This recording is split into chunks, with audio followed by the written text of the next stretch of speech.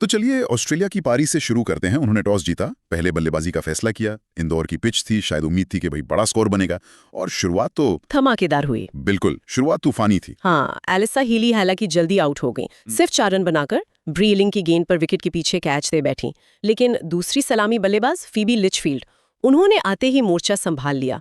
उन्होंने जेस केयर के दूसरे ही ओवर में बाउंड्रीज लगाई और फिर इलिंग को भी निशाना बनाया। पहला पावर प्ले मतलब शुरुआती 10 ओवर ऑस्ट्रेलिया ने 1 विकेट खोकर 81 रन बना लिए थे। ये दिखाता है कि पिच बल्लेबाजी के लिए कितनी अच्छी थी और ऑस्ट्रेलियाई बल्लेबाजों का इरादा क्या था, साफ था। 81 रन पहले 10 ओवर में, जी। कमाल की शुरुआत है ये तो। जी लिचफील्ड तो काफी अच्छी लय में दिख रही थी, 45 रन बनाए भी उन्होंने। लेकिन फिर क्या हुआ? हाँ, लिचफील्ड बहुत तेजी से रन बना रही थी, अच्छी दिख रही थी, लेकिन अमेलिया केयर की गेंदबाजी पर वो फंस गई।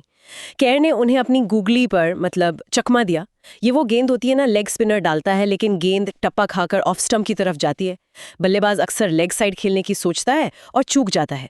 लिचफील्ड भी बड़ा शॉट खेलने गई और बोल्ड हो गई। उनके आउट होने के बाद हाँ, रन रेट थोड़ा धीमा हुआ। और यहीं से न्यूजीलैंड ने वापसी का रास्ता बनाया है ना, क्योंकि एक समय मुझे याद है स्कोर 5 विकेट पर 128 रन हो गया था। ये तो 81 पर 1 से काफी बड़ा उलटफेर लग रहा है। एकदम सही। लिचफील्ड के आउट होने के बाद बेथ मूनी भी ज्यादा देर नहीं टेक सकी। लिया ताहूहू ने उन्हें एलबीडब्ल्यू आउट किया। फिर कप्तान मैग लैनिंग भी चलती बनी, उन्हें भी ताहूहू ने ही आउट किया। और इसके बाद एलिस पेरी भी जेस केयर की गेंद पर आउट हो गई। आप देखिए, 22वें ओवर तक ऑस्ट्रेलिया ने अपने 5 अहम विकेट खो दिए थे और स्कोर सिर्फ 128 रन था। न्यूजीलैंड के गेंदबाजों ने, खासकर ताहूहू और जेस केयर ने, इस दौरान बहुत कसी हुई गेंदबाजी की और ऑस्ट्रेलियाई मध्यक्रम को एकदम बिखेर दिया था। उस वक्त तो ऐसा लग रहा था कि चैंपियन टीम शायद 250 तक भी नहीं पहुंच पाएगी। हाँ, मतलब न्यूजीलैंड के गेंदबाजों ने मैच पर पूरी तरह से पकड़ बना ली थी। लेकिन फिर एंट्री होती है ऐश गार्डनर की, और क्या एंट्री थी वो। समय लिया ताहलिया मैग्रा के साथ पारी को संभाला। मैग्रा ने भी 25 रनों का एक अहम योगदान दिया, एक साझेदारी निभाई। लेकिन मैग्रा के आउट होने के बाद गार्डनर ने जैसे गियर ही बदल दिया। उन्होंने सिर्फ 83 गेंदों पर 115 रन बना डाले। ये पारी तूफानी तो थी ही, साथ में बहुत समझदारी भरी भी थी। हाँ, ये दिलचस्प है, जैसा रिपोर्ट में भी था कि उन्होंने अर्धशतक पूरा करने के बाद रफ्तार पकड़ी। मुझे याद है उन्होंने अपना अर्धशतक अमेलिया केयर को लॉन्ग ऑफ पर छक्का लगाकर पूरा किया। लॉन्ग ऑफ मतलब गेंदबाज के ठीक सामने बाउंड्री की तरफ। और फिर शतक के लिए सोफी डिवाइन की एक हाफ वॉली गेंद को चौके में बदल दिया। ये दिखाता है कि कितने आत्मविश्वास से खेल रही थी वो। बिल्कुल। अर्धशतक तक पहुंचने के बाद गार्डनर ने जोखिम लेना शुरू किया, पर वो कैलकुलेटेड रिस्क थे। उन्होंने मैदान के चारों तरफ शॉट लगाए, स्पिनर्स को खास तौर पर निशाने पर लिया। सोफी मोलिनिक्स ने 18 रन बनाए, किम गार्थ ने 15 रन। इन लोगों ने भी अंत में उनका अच्छा साथ दिया। इससे स्कोर तेजी से आगे बढ़ा। ये सिर्फ बड़े हिट्स की बात नहीं थी। आप देखेंगे गार्डनर ने सिंगल्स, डबल्स लेकर स्ट्राइक रोटेट करने पर भी ध्यान दिया, मतलब खुद रन बनाकर नॉन स्ट्राइकर को खेलने का मौका देना। उनकी इस पारी ने न सिर्फ ऑस्ट्रेलिया को मुश्किल से निकाला, बल्कि स्कोर को 327-9 तक पहुंचा दिया, जो इस पिच पर भी एक बहुत बहुत बड़ा स्कोर था। जिस कार ने अंत में कुछ विकेट जरूर लिए। हाँ, उन्होंने गार्डनर को भी आउट किया और कुल 4 विकेट लिए। लेकिन जैसा आपने कहा, तब तक गार्डनर अपना काम कर चुकी थी।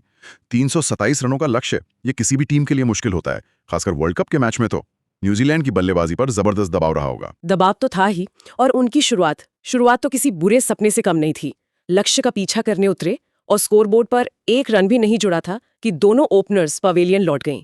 जॉर्जिया प्लिमर बिना कोई गेंद खेले रनआउट हो गईं। वो एक तेज सिंगल लेने की कोशिश में थीं, लेकिन ऑस्ट्रेलियाई फील्डर एकदम तैयार थीं, सीधा थ्रो स्टंप्स पर। ये किसी भी रन चेस के लिए बहुत ही बड़ा झटका होता है। बिना गेंद खेले रनआउट, इससे बुरा तो मतलब सोच ही नहीं सकते। और फिर सूजी बेट्स का विकेट। हाँ, अगले ही ओवर में अनुभवी सूजी बेट्स, जिन्होंने पहला ओवर मेडन खेला था, कोई रन नहीं बना पाई थी। उन्हें दूसरे ओवर में सोफी मोलिनिक्स ने बोल्ड कर दिया। मोलिनिक्स की गेंद शायद थोड़ी अंदर आई, जिसे आम बॉल कहते हैं, और बेट्स उसे समझ नहीं पाई। स्कोर हो गया 0 पर 2 विकेट।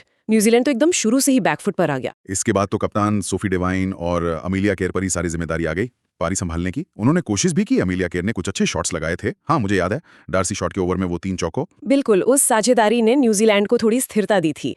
दोनों ने मिलकर 65 रन जोड़े, टीम को शुरुआती झटकों से उबारने की कोशिश की। अमेलिया केयर अच्छी लय में दिख भी रही थीं, लेकिन 29 रन बनाकर वो एलेना किंग की गेंद पर आउट हो गईं। वो एक लॉफ्टेड ड्राइव, मतलब गेंद को हवा में उठाकर खेलने की कोशिश कर रही थी, लेकिन गेंद सीधे कवर फील्डर के हाथों में चली गई। और यहाँ से फिर वही कहानी दोहराई गई जो ऑस्ट्रेलियाई पारी के मध्य में हुई थी। मतलब विकेट गिरने का सिलसिला शुरू हो गया। हाँ, कुछ वैसा ही हुआ। केयर के आउट होने के बाद ब्रुक हॉलिडे आई, लेकिन वो भी 15 रन बनाकर गार्डनर का शिकार बन गईं। मैडी ग्रीन ने डिवाइन का साथ देने की कोशिश तो की, पर 23 रन बनाकर वो भी सदरलैंड की गेंद पर आउट हो गईं। इजी गेज ने 28 रनों की एक ठीक-ठाक पारी खेली, डिवाइन के साथ 54 रनों की साझेदारी भी की। लेकिन जब टीम को एक बड़ी टिकने वाली साझेदारी की जरूरत थी, तब वो भी चलती बनी। उन्हें भी सदरलैंड नहीं आउट किया। इसका मतलब है कि सोफी डिवाइन बेचारी एक छोर पर अकेली लड़ती रहीं। ये सुनने में बहुत निराशाजनक लगता है किसी कप्तान के लिए। बिल्कुल, डिवाइन ने एक शानदार कप्तानी पारी खेली, इसमें कोई शक नहीं। उन्होंने एक छोर संभाले रखा और रन भी बनाते रहे। लगभग रने बॉल की गति से मतलब करीब हर गेंद पर एक रन बनाते हुए 112 रन बनाए। ये उनके वनडे करियर का 9वां शतक था। उन्होंने दिखाया कि उनमें कितना दम है और वो टीम को मुश्किल से निकालने का मादा रखती हैं। लेकिन जैसा कहते हैं ना, क्रिकेट टीम गेम है। सही कहा। एक अकेला खिलाड़ी कब तक लड़ सकता है, खासकर जब सामने 327 जैसा बड़ा लक्ष्य हो और दूसरे छोर से लगातार विकेट गिर रहे हों। वही हुआ। डिवाइन पर दबाव बढ़ता गया। रिक्वायर्ड रन रेट मतलब जरूरी रन रेट लगातार ऊपर जा रहा था। दूसरी छोर से विकेट गिरने के कारण वो खुलकर खेलने का जोखिम भी नहीं उठा पा रही थीं।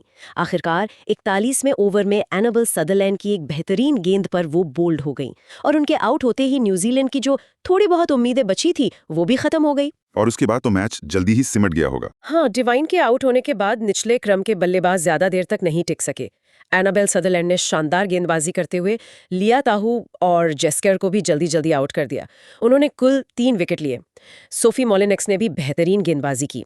शुरुआत में बेट्स को आउट किया था, फिर अंत में हना रोफ और ब्री इलिंग के विकेट भी लिए। उनके खाते में भी कुल 3 विकेट आए। न्यूजीलैंड की पूरी टीम 43.5 ओवरों में 237 रन बनाकर ऑल आउट हो गई और ऑस्ट्रेलिया ने ये मैच 89 रनों के बड़े अंतर से जीत लिया। तो इस पूरे मैच का निचोड़ क्या निकलता है, सार क्या है? ऑस्ट्रेलिया ने दिखा दिया कि वो क्यों डिफेंडिंग चैंपियन है। शुरुआत अच्छी, बीच में थोड़ी लड़खड़ाहट हुई, लेकिन फिर गार्डनर की वो असाधारण पारी, उसने उन्हें बहुत मजबूत स्थिति में पहुंचा दिया और फिर गेंदबाजों ने अपना काम बखूबी किया। निश्चित रूप से ऑस्ट्रेलिया के लिए ये एक, आप कह सकती हैं, परफेक्ट स्टार्ट है। उन्होंने न सिर्फ मैच जीता बल्कि दबाव की परिस्थितियों से उभर कर जीत हासिल की। उनकी बल्लेबाजी में गहराई है जो गार्डनर, मोलिनेक्स और गार्थ की पारियों से साफ दिखी। गेंदबाजी में भी मोलिनेक्स और सदरलैंड ने अहम मौकों पर विकेट निकालकर अपनी कीमत साबित की। ये जीत उनके आत्मविश्वास को टूर्नामेंट में आगे काफी बढ़ाएगी। और न्यूजीलैंड के लिए डिवाइन का शतक बेहतरीन था, इसमें कोई दो राय नहीं, लेकिन टीम की हार शायद उन्हें ज्यादा निराश करेगी। बिल्कुल, न्यूजीलैंड के लिए यहाँ सोचने वाली कई बातें हैं जरूर। सोफी डिवाइन का फॉर्म में होना उनके लिए सबसे बड़ा पॉजिटिव है, लेकिन टॉप ऑर्डर का इस तरह से ढह जाना 0 पर 2 ये एक बड़ी चिंता का विषय है। साथ ही मध्यक्रम का कोई भी बल्लेबाज डिवाइन का लंबे समय तक साथ नहीं दे पाया। उन्हें अपनी साझेदारियों पर, पार्टनरशिप्स पे काम करने की जरूरत होगी। फील्डिंग में भी शायद कुछ सुधार की गुंजाइश हो सकती है। उन्हें जल्दी इन कमजोरियों को दूर करना होगा क्योंकि वर्ल्ड कप में हर मैच अहम होता है ना। वाकई ऑस्ट्रेलिया की तरफ से ये एक स्टेटमेंट जीत है, एक तरह का ऐलान। ऐश गार्डनर की पारी ने सोफी डिवाइन की बेहतरीन शतकीय पारी को जैसे फीका कर दिया। वर्ल्ड कप की शुरुआत में ही ऑस्ट्रेलिया ने बाकी टीमों को एक कड़ा संदेश दे दिया है। सही कहा। और यहाँ एक आखिरी बात जो सोचने लायक है मेरे ख्याल से, हम अक्सर व्यक्तिगत प्रदर्शनों की बहुत तारीफ करते हैं और करनी भी चाहिए। डिवाइन और गार्डनर दोनों की पारियां अविश्वसनीय थी, लेकिन ये मैच साफ तौर पर दिखाता है कि बड़े टूर्नामेंट्स में, खासकर ऐसे हाई प्रेशर मैचों में, छोटी छोटी साझेदारियां और पूरी टीम का एकजुट होकर प्रदर्शन करना कितना जरूरी है। गार्डनर की पारी इसलिए मैच जिताऊ बनी क्योंकि उन्हें निचले क्रम से थोड़ा ही सही पर समर्थन मिला, जबकि डिवाइन बिल्कुल अकेली पड़ गई। अब देखना दिलचस्प होगा कि न्यूजीलैंड अपनी रणनीति में क्या बदलाव लाता है ताकि आगे के मैचों में वो एक टीम के तौर पर बेहतर प्रदर्शन कर सकें।